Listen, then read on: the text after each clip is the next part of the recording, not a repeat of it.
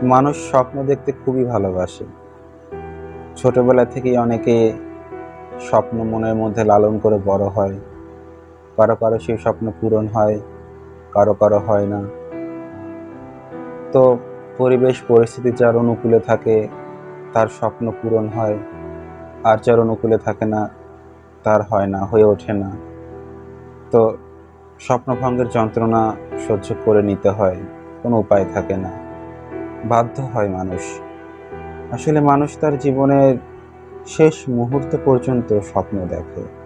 সে স্বপ্ন দেখে তার সাথে হয়তো এমন কিছু ঘটবে যাতে সে তার মনের মধ্যে লালিত স্বপ্নকে বাস্তবে রূপ নিতে দেখবে।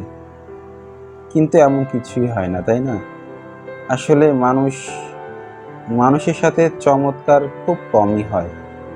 মানুষ তখনই এরকম চিন্তাভাবনা করে যে তার সাথে চমৎকার কিছু হবে যখন তার পিঠ দেয়ালে ঠেকে যায় বা যখন তার আর কোনো রাস্তা খোলা থাকে না। তো মানুষ আশা ছাড়া বাঁচে না, আশা করবে এটাই স্বাভাবিক। তো বাস্তবতাটাও মেনে নিতে হয়। বাস্তবতাটা যে মানে না, সে যতই স্বপ্ন দেখুক না কেন, আসলে যে মানুষ যত বেশি স্বপ্ন দেখে, তার স্বপ্নভঙ্গের যন্ত্রণাও তত বেশি। স্বপ্ন দেখা ভালো, তবে নিজের সীমার মধ্যে থেকে।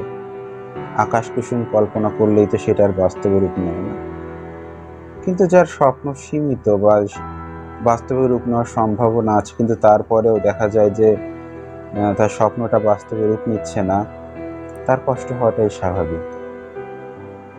আসলে মানুষ একটা মানুষ আরেকটা মানুষকে আ রিলেট করতে পারে বা বুঝতে পারে তখনই যখন ২ জন মানুষ একই পরিস্থিতির মধ্য দিয়ে যায় বা একই সমস্যার মধ্য দিয়ে যায়। এখন একটা মানুষ আরেকটা মানুষের কষ্ট তখনই বোঝে যখন সেই মানুষটা সেই কষ্টটার মধ্যে দিয়ে গেছে বা তার মধ্যে কষ্ট আছে। বাংলায় একটা কথা আছে না? যে একটা মানুষ আরেকটা মানুষের মনের কষ্টের সন্ধান তখনই পায় যখন সেই মানুষটার মনের মধ্যে কষ্ট থাকে।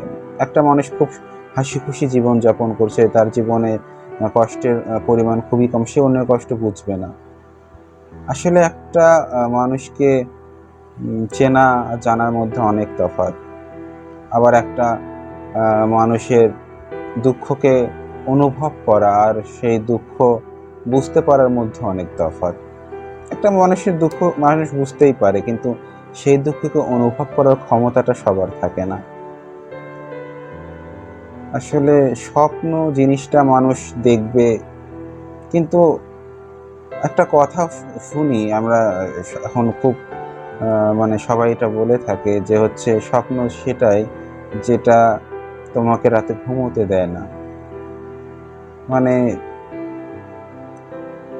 স্বপ্ন হচ্ছে এমন একটা জিনিস যেটা মানুষকে কাজের স্পৃহা যোগায়। মানুষ আ সেই স্বপ্নকে শক্তি হিসাবে নিয়ে জীবনযুদ্ধে এগিয়ে যায়। এটাই হচ্ছে স্বপ্ন। তো এটা মোটিভেশনাল কথা। মোটিভেশন অবশ্যই জীবনে দরকার আছে। কারণ মোটিভেশন যখন থাকে না মানুষের জীবনে, হতাশা কাজ করে। আর হতাশা মানুষের জীবনকে ধীরে, ধীরে গ্রাস করে। তিলে, তিলে শেষ করে দেয়। অনেকটা সেই কি বলবো? সাইলেন্ট কিলারের মতো। মানে কিছুই হতাশাকে কখনো প্রশ্রয় দিতে নেই। সেজন্য স্বপ্ন দেখা ভালো। আবার এটা স্বপ্ন দেখার সাথে, সাথে এটাও মানে মেনে নেওয়া উচিত যে এটাই এটাও বুঝতে হবে যে আমি যদি স্বপ্ন দেখি, স্বপ্নটা যদি বাস্তবে রূপ না নেয়, তাহলে সেই স্বপ্নভঙ্গের যন্ত্রণাটা আমাকে সহ্য করে নিতে হবে। এটাও এটাও মনের মধ্যে আ এটা মেনে নেওয়া উচিত।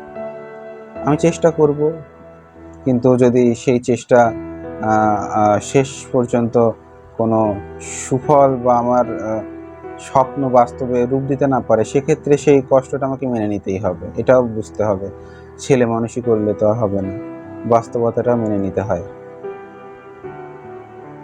তো দেখা যাচ্ছে একটা মানুষ যদি এটা ভাবে যে হচ্ছে আমি ছোটবেলা থেকে এই স্বপ্নটা লালন করে আসছি। তো এখন একটা সময় পরে আমার তো আর সময় নেই হাতে। তো আমার যেহেতু সময় নেই, সেই স্বপ্নকে বাস্তবে আমি রূপ দেব কিভাবে? সময় নেই বা সময় হাতে নেই, এই জিনিসটা পুরোপুরি মেনে নেওয়া যায় না। কারণ মানুষ সময়টা বের করে নিতে হয়। দেখা যাচ্ছে যে একজন গান ভালোবাসে, সে ছোটবেলা থেকেই চাইছে যে গানের মধ্যে থাকতে বা সে একজন শিল্পী হতে, কিন্তু সেরকম পরিবেশ পরিস্থিতি তার অনুকূলে ছিল না। সে কখনো গান শিখে উঠতে পারেনি। এখন দেখা যাচ্ছে যে পড়াশোনা শেষ হয়ে গেছে, চাকরি বাকরি করছে, হয়তো সে সময় সেরকম পাচ্ছে না, কিন্তু তার মধ্যেও সে সময় বের করে তার শখটা পূরণের চেষ্টা অন্তত করতে পারে। মানে আর যাই হোক, মনকে তো সান্ত্বনা দেওয়া যাবে যে না, আর যাই হোক, আমি স্বপ্ন পূরণের চেষ্টাটা অন্তত করেছি। এরকমই স্বপ্নটা, এরকমই সবসময় যে মানুষ স্বপ্ন দেখবে আর সেটা বাস্তবে রূপ নেবে, এমনটা তো হয় না। সবসময় মানুষের সব আশাও পূরণ হয় না, মানুষের সব চাওয়া তো পূর্ণতা পায় না। তো স্বপ্ন দেখতে থাকা উচিত, স্বপ্ন দেখা উচিত, আর সে স্বপ্নকে বাস্তবে রূপ দেওয়ার চেষ্টাও করা উচিত। আর স্বপ্নভঙ্গের যন্ত্রণা মেনে নেওয়ার শক্তিও ভেতরে রাখা উচিত। স্বপ্নভঙ্গ হলো সেই যন্ত্রণা সহ্য করতে না পেরে হতাশায় ডুবে নিজের জীবনটাকে শেষ করে দেওয়ার চিন্তাভাবনা মাথায় আনা, পরিবারের সবাইকে কষ্ট দেওয়া, পরিবারের সবাইকে চিন্তার মধ্যে রাখা, এগুলো ঠিক না। এগুলো কোনো মানে এগুলো কোনো সুস্থ চিন্তাভাবনা মানুষের কাজই হতে পারে না। তো এটাই, স্বপ্নকে স্বপ্নের জায়গাতেই রাখা উচিত। বাস্তবে রূপ যদি স্বপ্ন বাস্তবে রূপ নেয় খুবই ভালো, আর না নিলে কিছু করার নেই, সেটাকে মেনে নিতে হবে। সেই মেনে নেওয়ার শক্তি মনের মধ্যে রাখতে হবে। আসলে ওই যে একটা কথা বললাম, মানুষকে চেনা আর জানার মধ্যে অনেক তফাৎ। একটা মানুষকে আপনি চেনেন, কিন্তু তার সম্পর্কে আপনি কতটুকুই বা জানেন? সবটা হয়তো নাও জানতে পারেন। একটা মানুষ আরেকটা মানুষের সাথে অনেকদিন মেলামেশা করে সে মানুষটার সম্পর্কে পুরো ধারণা পায় না। বা একজন স্বামী বা এক দম্পতি, তারা পরস্পরের সাথে দেখা যায় সারাটা জীবন অতিবাহিত করছে। তারপরেও তারা তাদের সম্পর্কে পুরোটা জানে না। কারণ প্রত্যেকটা সম্পর্কের মধ্যেই একটা গ্যাপ থাকে, একটা দূরত্ব থাকে।